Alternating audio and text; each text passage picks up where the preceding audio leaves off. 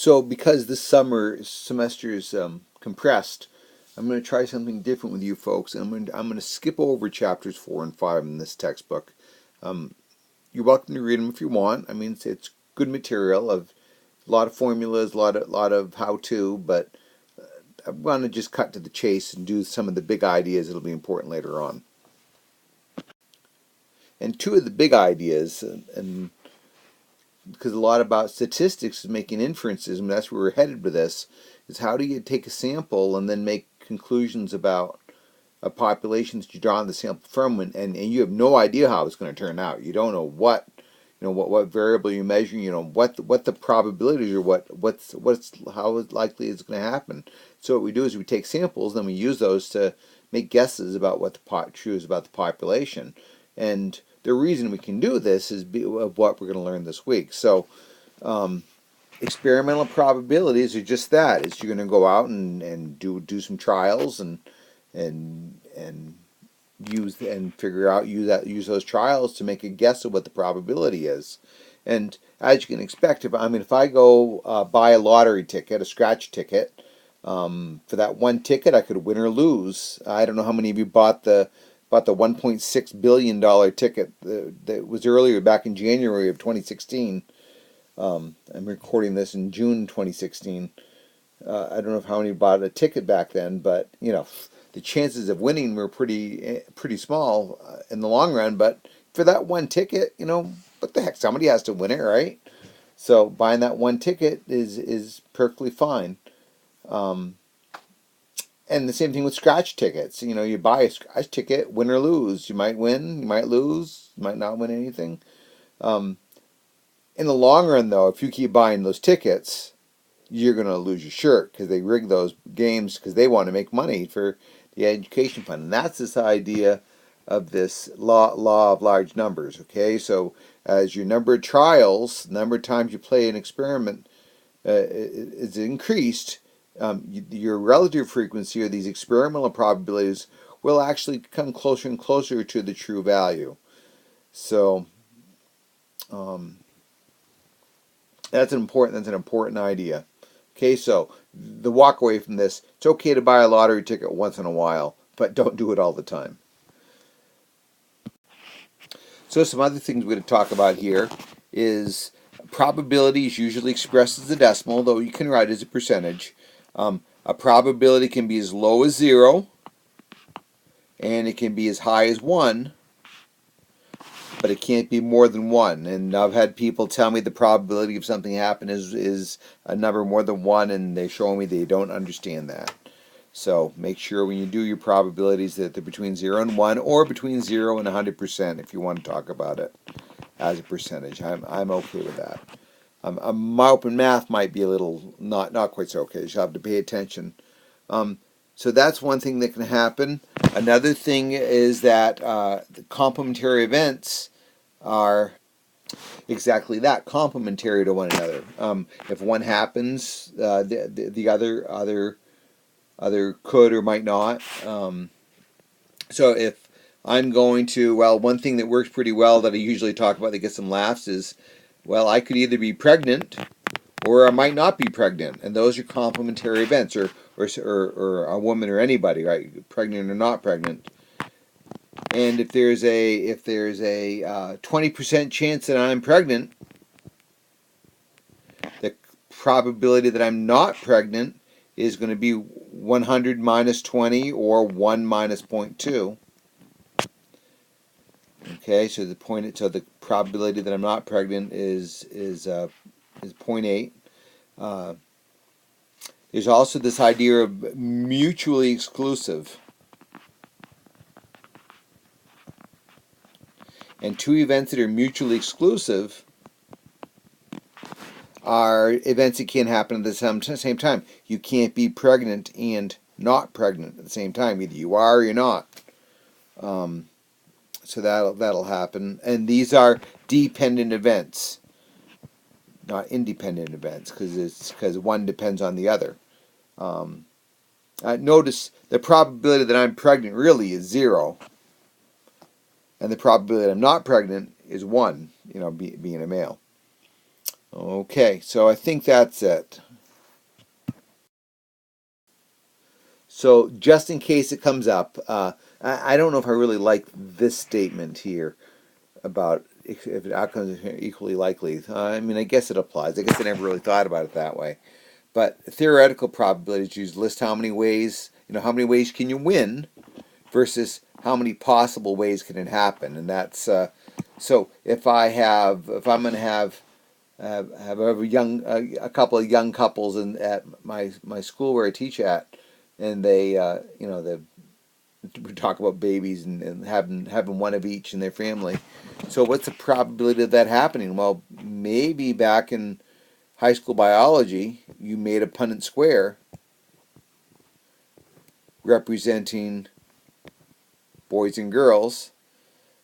Okay, so if the first child's a boy and the second child's a boy, that's a boy-boy. If the first child's a boy, second child's a girl, that's a boy-girl. And first child's a girl, second child's a boy, or it could be two girls. Okay, so what's the probability of getting two boys?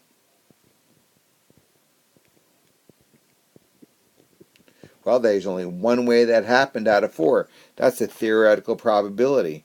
And maybe we can talk about this. If as long as each birth is independent of the other one, of the previous one, independent means whatever happened first doesn't affect the second outcome. That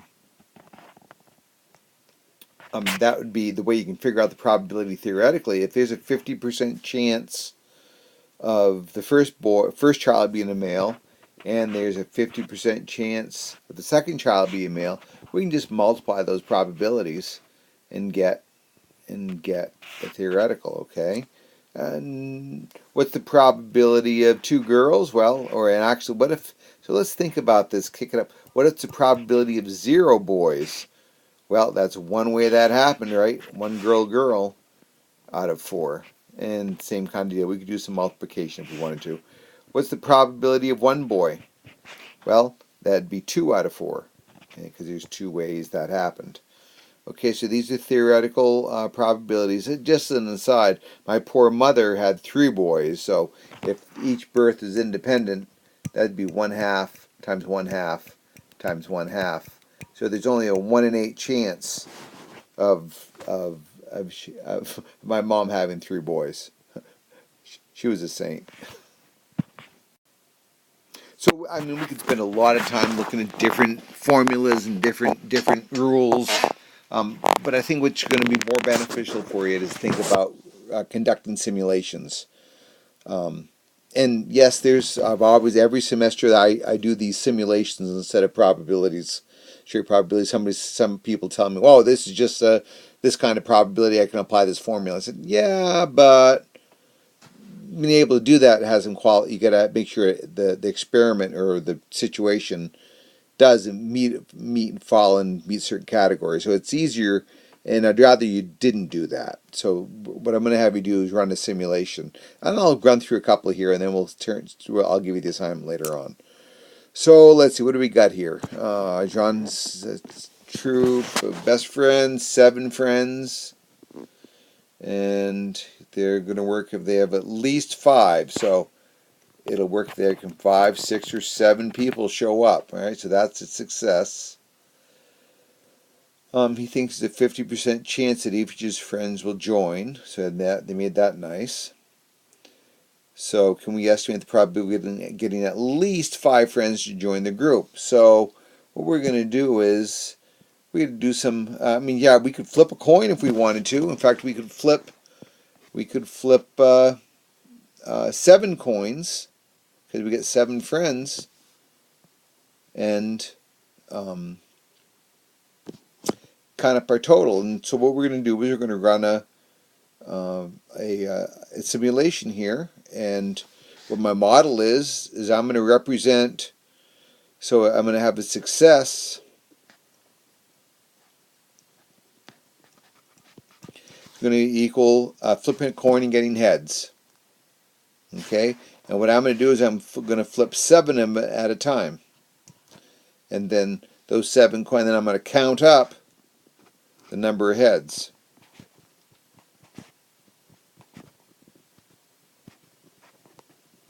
Nice if I could spell. And we're going to record a success every time I have 5, 6, or 7 heads show up out of the set. Okay, so I'm gonna go get some pennies here and do some flipping. I'd like you to also do this a few times, and we'll pool our results. I'll set up a Google form in the forum, and what you can do is watch this part of the video, stop it, do your coin flips, and why don't we all do 10 flips, and that will really, and there's like something like 30 people between the two sections, so that'll be a nice large sample, a nice large group of well, let's see, if we each do 10, there's that would be 30, that'd be 300 trials, wouldn't it? Do 10. So let me go out and get my pennies. So I grabbed 7 pennies, I set up a little table like this for myself, and I flipped the coins, and I recorded the count of the number of heads and recorded it. And like on this flip, what was this? Is this the 3? There were 3 heads on this. I believe that one was that one, and no, that one, and that one would have been 3 heads. Okay, so, and no, boy, I did get a 6. So when I was all done with my 10 flips, I had 2 times where I had 5 or more. So that's, I had a success 2 out of the 10 times. So what I'm going to have you do is go out to if in Moodle I put a link to this how many friends showed up for jazz band. If you click on that link, it'll take you out to this Google form, and just type in your initials. I was going to have you do your name, but the responses will be everybody will see it. I can't figure out how to not include that. I want you to have your name so I can give you credit for it. But I guess if you do your 3 initials, that should be good enough. And then submit how many times you had 5 or more. And there's a little drop down. You click on this choose, and you'll see 0 to 10. Do the number of times you had 5 or more, and we'll pool all our results, and you'll see the spreadsheet that'll pop up, or the results that'll pop up for you. Okay, and then we can report this back out. So another way to generate a lot of simulations in a hurry is to use a random number table. And because for this simulation that we're running, we know there's a 50% chance, because we're using the coin flip to model it, a 50% chance of having a success. What I'm going to do is I'm going to split the digits. Now there's 0 to 9 for the single digits. That's 10 digits, right? So I'm going to let the digits 0 through 4 represent, because that's 5 numbers. That'll represent flipping a coin and getting heads. And then what I'm going to do is I'm going to look at 7 digits at a time. It represents the 7 coins that I flipped. Okay, and now in order to actually to make this be random, what we want to do is you want to best way to use a random number table is to shut your eyes, let your finger fall wherever it starts, and that's where you start. That way we aren't all, I mean, if everybody started up here, there's going to be no randomness about that. So I'm going to start with a 1, 4, and all I'm going to do is I'm going to look at 7 digits at a time. And maybe I can zoom this out a little bit so I can see it a little better. There we go. So I'm going to count 7 digits, and how many of those 7 digits, how many times I had 0, 1, 2, 3, or 4. So 1, 2, 3, 4, 5, 6. So I had, of those 7 digits, notice they're clustered in groups 5. I had 6, so that's a yes. I had 6 or more. And then I'm going to do the next 7. 1, 2, 3, 4, 5. So that's a yes. Boy, doing better than my... You know what I'm going to do to help myself out here? I'm going to break these out into groups of 7 right now. So 3, notice I just continued right along with the same line.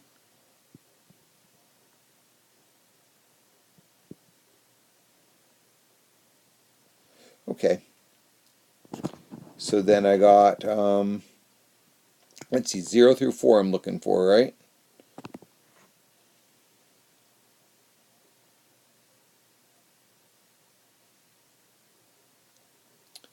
So 1, let's see, let me get a marker going here. 1, 2, 3, 4, 5. So there's 5. Then 1, 2, 3, 4, 5, 6. Wow, that's amazing that it's doing this well. 1, 2, 3. Now, what you should see, I mean, I am pretty amazed that I had that many successes right along, especially based on my coin flip thing. So, and is that weird? Am I doing something wrong? Well, random behavior, it can really vary a lot. So, I can have a whole string of successes and still have it be a random behavior. So let's see, where did I get to? I'm here, so I'm going to get 1, 2, 3, 4. So that's not a success. Actually, why did I should have checked that because that wasn't a success. I didn't have 5 or more. 1, 2, 3, 4, 5, 6. I'll do 10 more. 1, 2, 3, 4, 5, 6. And let's see. So then I had 1, 2, 3. I only had 3 that time. And then 1, 2, 3, 4. And then 1, 2, 3, 4, 5, 6, 7, 8, 9. One more trial. Let's see, where am I at? Yeah, the 7. And wow, I only had 1 in that trial. So of these 10 trials, I only had 4 successes, so 4 out of 10. So pool that with my other one. So think about this. On my other trial, I had 2 out of 10. So that would mean there's only a 20% chance, so the probability of this band happening is 0.2. For this trial, there was a 0.4, 40% chance. And if I pool those, that's 6 times out of 20 trials. So that suggests to me that the probability is 0.3. And that's only with 20 trials. So see how it's bouncing around? We had a 2, we had a 40.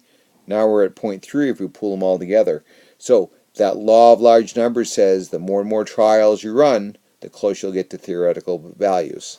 So be interested to add your trials and let's see where we end up. Now another way, yet another way we could generate these to speed things along is this random.org website. Is a great website for generating numbers, but you got to think about, but you got to have a plan before you just go out and use it. I could have it run. I could have it run. 100. Well, I could even do 700 since I'm dealing with 7 numbers at a time. I could run 700 numbers. I could say from 0 to 9, and I'm going to format it in 7 columns, and that will let me I can just have my blocks of 7 numbers, and it's even easier. Let me do this and go grab that picture. So here's what that random.org website gave me for values. And I don't know if you can see, actually I don't know if I got all the pictures, the whole picture, the whole screen. But here's a trial of flipping 7 pennies. And I can count, remember we're counting 0 through 4 as success. 2, 3, so that gave me 4, 1, 2, 3. So that's another way you could do this if you want to flip pennies. Then there's always an applet that will simulate flipping coins too. So that's how you run this kind of simulation. And just let's make sure we're going to answer all those questions. So we're working on estimating the probability, and we won't be able to really answer question number 2 until we get a whole bunch more trials. And then what we're going to do is look at, I guess we could look at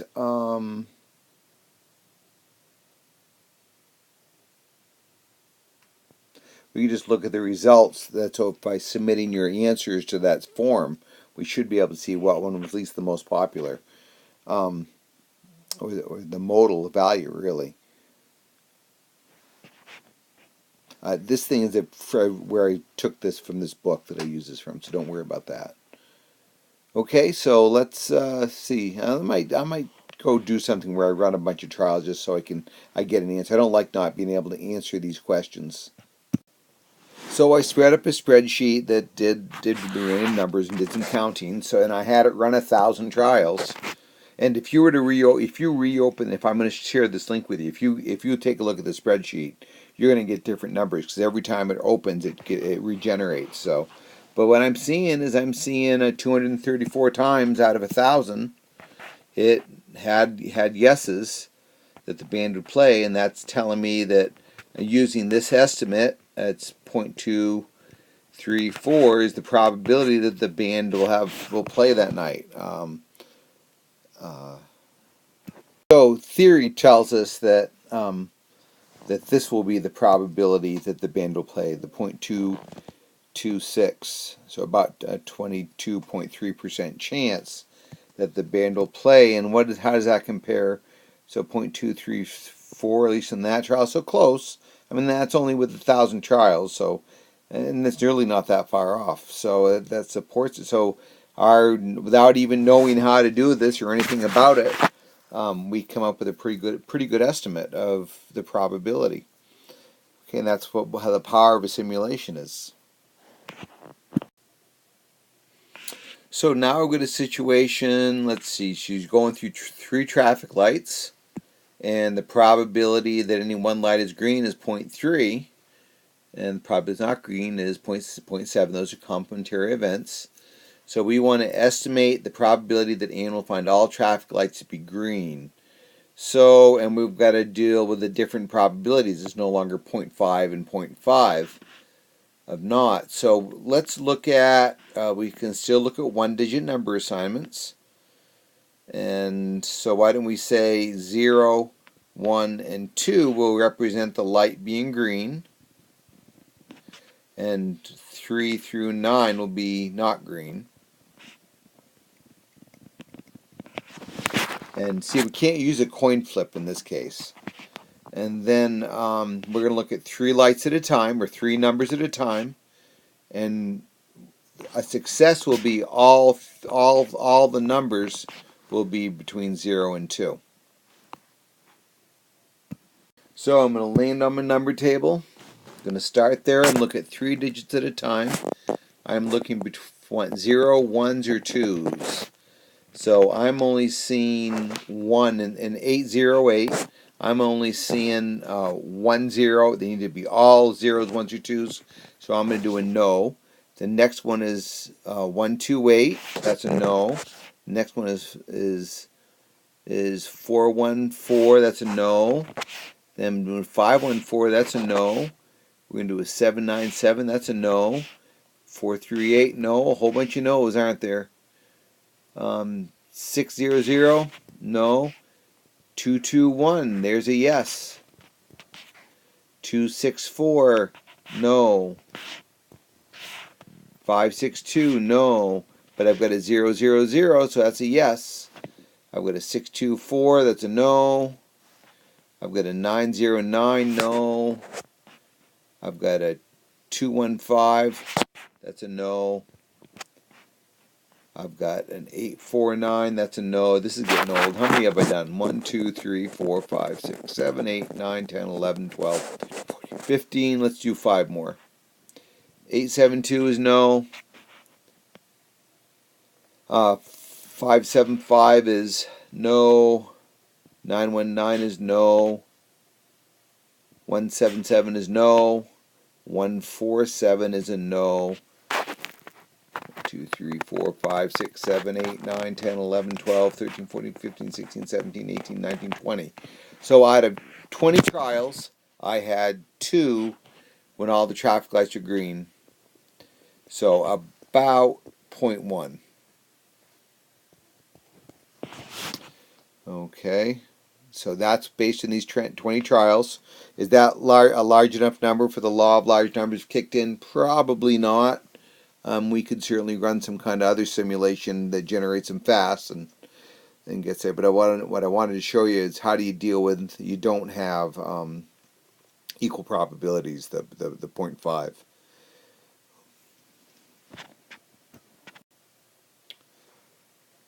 So I know on what I just did on those 20 trials, the probability that all the traffic lights will be green is 0.1, about 0.1. So now we're going to estimate the probability to find at least one light not green. So different model, we're going to look at 3 digits at a time, and we're going to look to make sure, what did we say, 0, 1, or 2 will be green. So we're gonna count as success if I have at least one number that's 3 through 9. So shut my eyes, let my finger fall right there. So I'm gonna look at 3 digits at a time. At least one. So there's a 280, so that's a yes. 676. Oh, those are all not greens. And notice it said at least one, so having all 3 of them be not green is okay too. 889 is yes. 938. Let's see. 438 is a yes. 490 is a yes. 242 is a yes. Close. 166 is yes. 344 is a yes. 421 is a yes. Looks like these are almost all going to be yeses. Let's see. 283 is a yes. I notice I might have overlapped that. I'm not sure. And that's a yes. 070. Okay, so this is looking based on how many trials have I tried. 1, 2, 3, 4, 5, 6, 7, 8, 9. Been 11 trials, and I've got 100%. So the probability there she'll find at least one yellow is 1. Chances are that's not right. I mean, I've only done 11 trials, so I'm not into the law of large numbers yet. But yeah, I'm hoping you get the idea of how to run that simulation. So this theoretical probability is actually the same. Probabilities we did when I talked about the Punnett squares and the babies. I mean, if there's a 3/10, a probability of 3 out of 10 that the light will be green, and each light is independent, I honestly don't think they are. It always seems once you hit one red light, you hit them all. So I don't think there's an independence going. I think that's an issue with this assumption. But we're just going to multiply those 3 probabilities. So 3 times 3 times 3 is 27. 10 times 10 times 10 is 1,000. So theory says the probability that all of them will be green is 0.270. So a little higher than what we tried here. And of course that's because of our small size, or my small size, my small sample size. I'm not in law of large numbers yet. So don't let this theoretical calculation throw you. I want you to understand about running the simulations. So I figured I should run you through one of these. This is a compound event. And what we have is the space shuttle. It's got a primary, you can tell this was a dated book. Let's see, we've got 2 safety systems, 2 primary systems, and the probability that the first system fails is 0.2, and the probability that the second system fails is 0.3.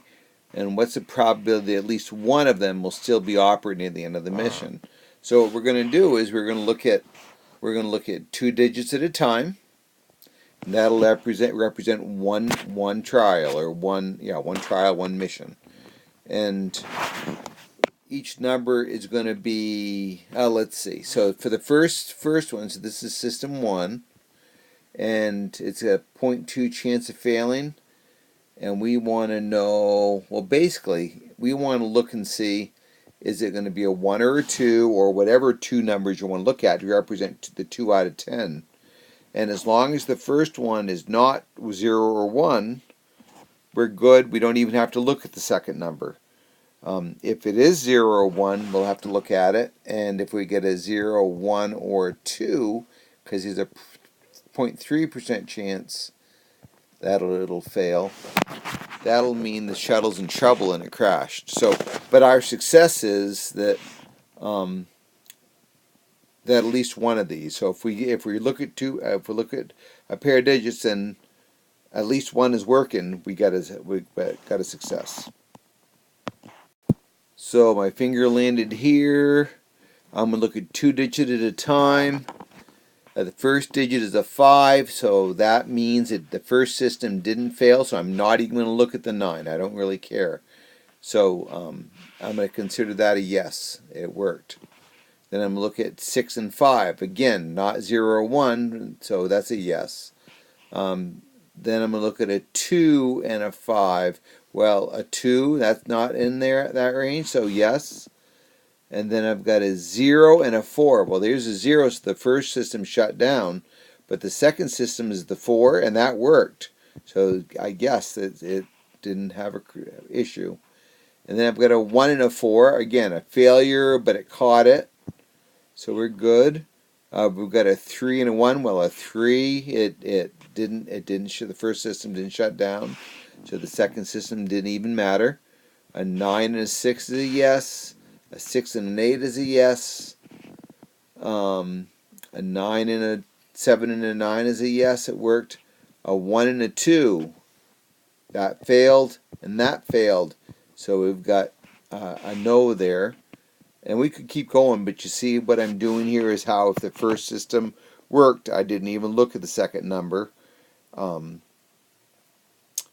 the other thing I want you to see is I'm always looking at a pair of numbers, and if I don't use that second number, I just discarded it. I mean, there's an infinite number of random digits, so it doesn't matter if we're discarding them. Okay, so I hope this helps you answer one of the questions I'm going to pose for you in the discussion forums.